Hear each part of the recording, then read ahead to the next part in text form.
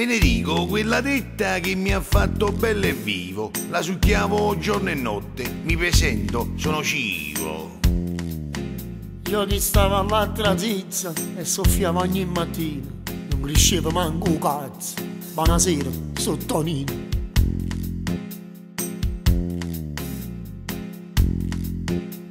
Papà era un contino e veniva a Portofino.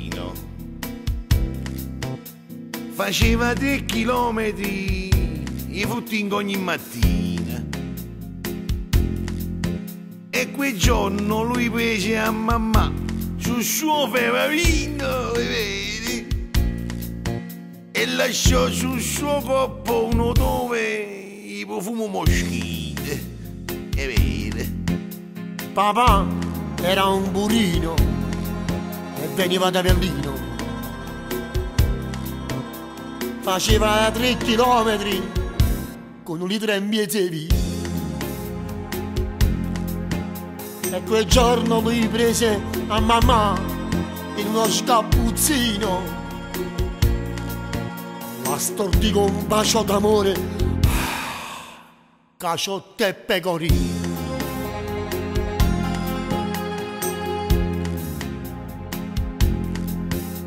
Quando io venni al mondo, papà suonava il pianoforte.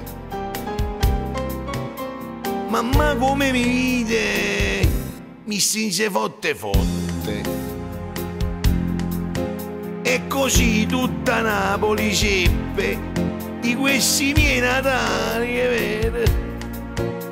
Perché quando io nacqui fu scritto sui giornali, è vero? Quando io venni al mondo, papà suonava la zampogna. Mamma come mi vide, sputò in faccia alla cicogna. E persino i parenti più stretti che mi vennero a trovare nell'acqua del bagnetto mi volevano affogare.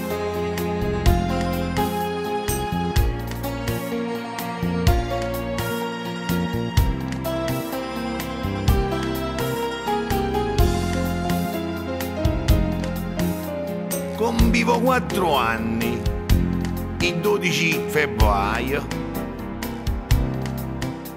Fu fatto il testamento in presenza del notaio.